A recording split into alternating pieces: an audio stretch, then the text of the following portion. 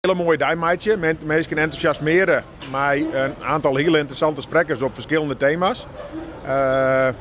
En daarnaast lekker eten, netwerken, elkaar spreken, zoveel mogelijk mensen uit de business die elkaar zien komen.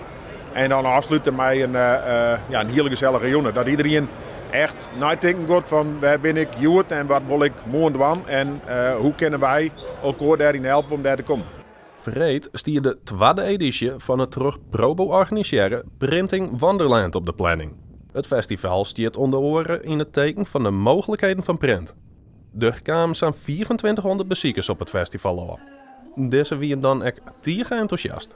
Behoorlijk interessant. Veel nieuwe dingetjes wat ik tegenkom.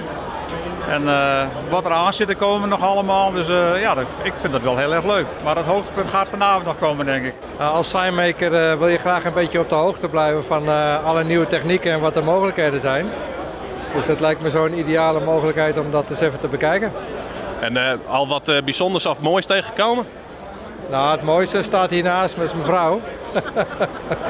En ik ben nog even onder de indruk van alles wat er te zien is. Natuurlijk, hoe het hier aangekleed is natuurlijk fantastisch. Dat is gewoon heel mooi om te zien. Ik ben eigenlijk wel benieuwd wat voor machines ze hebben. En gewoon even met mensen praten weer. Gezelligheid ook. Een bijzondere dag dus. ProboCels is echt succesvol. Het bedrijf waard in 2010 opbrachten en is onderwijls uitgegroeid aan werkplek voor 600 mensen. Van der Meer vertelt waar nevens hem het succes onleidt. Wij doen geen eindconsument en geen bedrijven rechtstreeks, maar alleen nog maar mensen die het meer maken van print. En daardoor kiest natuurlijk together met die klanten een hele mooie business opbouwen. En dat is ook iets wat wij goed proberen te vieren met onze klanten. En Sinterlitten was het eigenlijk al nog meer met print van kist. Ja, toch echt heel goed samen te werken met die klanten. Maakt het die als bedrijf een beetje onderscheiden, denk ik. En het lijkt het direct net op dat de groei van het bedrijf ophouden zal. We hebben een soort ambitie om verder te keren. We zijn nu aan het bijbouwen, dus er komt nog een nieuwe bedrijfshal bij.